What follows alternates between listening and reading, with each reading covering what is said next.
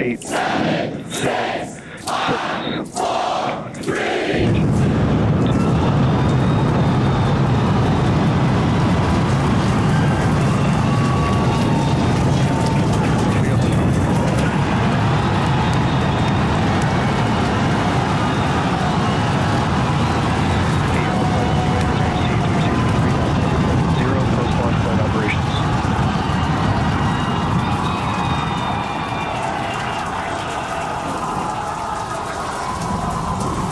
Booster after chamber pressure is nominal.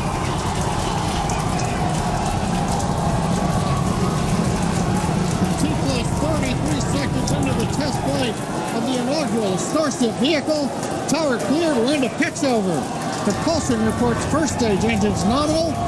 What a sight from the ground cameras at Starbase. We're flying at twice the thrust of the Saturn V heading to space.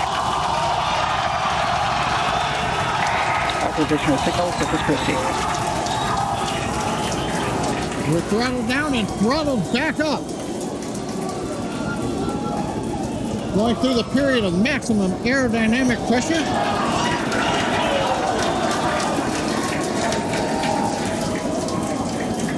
As the velocity increases, the density of the atmosphere is decreasing. Max Q. Lessening stress on the vehicle. The call out, max Q now.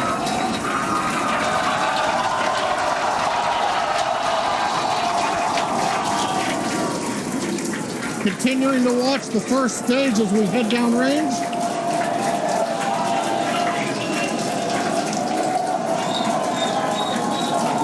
A 100 seconds into flight. Our next major activity is going to be shutdown of the first stage. Houston tracking station now acquiring the vehicle. With shutdown, we will get separation of Starship and Super Heavy and ignition of the Starship engines. When Starship separates, we light up 6 engines in a staggered sequence. If all goes well, those 6 engines will burn for almost 6.5 minutes. Onboard view from Starship. And there's views of the Raptor engines on the second stage as we prepare for stage separation. Now, after stage separation, the first stage will flip and begin a boost back maneuver for landing in the Gulf.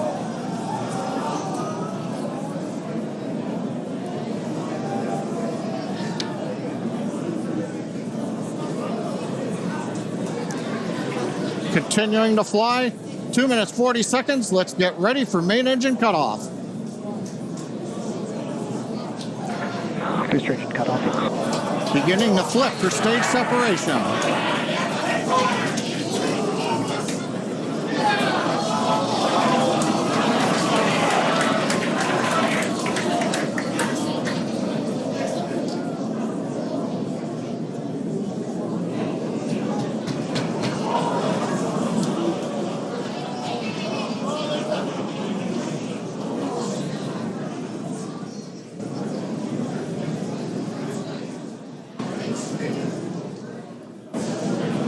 As of right now, we are awaiting stage separation,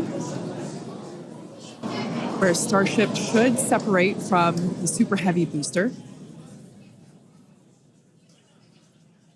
Yeah, Kate, right now it looks like we saw the start of the flip, but obviously we're seeing from the ground cameras the entire Starship stack continuing to rotate. We should have had separation by now.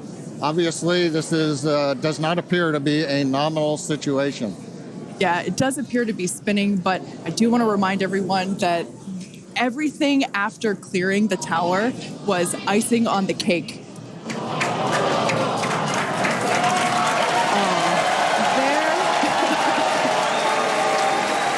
And there, as you saw, as we promised, an exciting end to the Starship inaugural integrated test flight.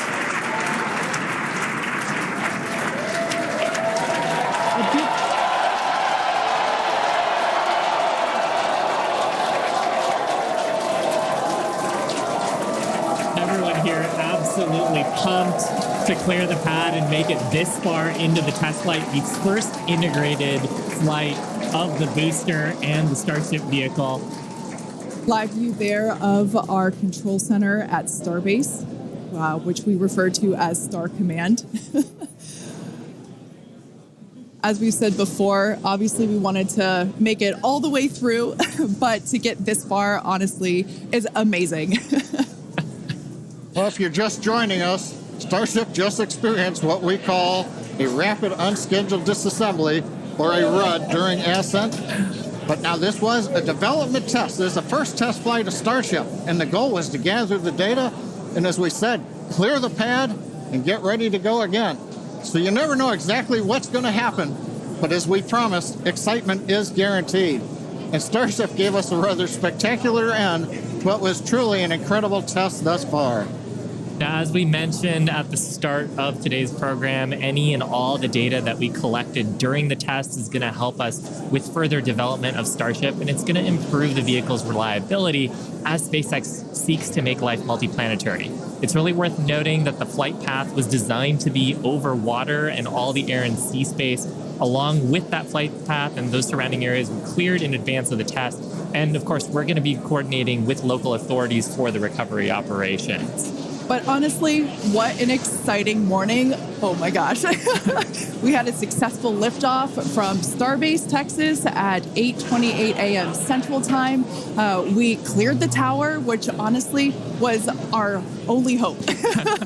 We cleared the tower, and all the data that we collected all the way through all those Raptor, those 33, although I think we saw that 3 Raptor engines were out. But we got all that data, and we got so far as to hoping to see the Starship, the second stage, separate from the first stage, the Super Heavy booster. And unfortunately, we didn't make that happen, but that's okay. It was the first integrated launch, and honestly, today was amazing.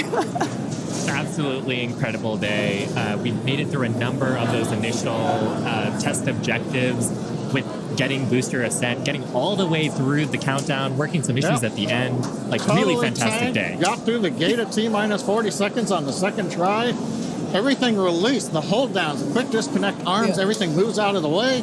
And then we got the vehicle off of the pad, through max Q, all the way up to stage separation, even starting into the prep for stage sep. And then, as we say, a lot of excitement. Yep. Honestly, my face has had a smile on it since liftoff, and now my face hurts.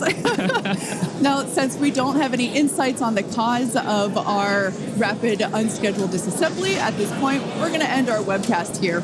Teams will continue to review the data and work toward our next flight test. But before we go, a big congrats to the entire SpaceX team on an exciting first integrated flight test of Starship. And of course, a shout out to our viewers. We appreciate you joining us. And as always, we thank you for your interest in Starship, SpaceX, and your ongoing support. Till next time.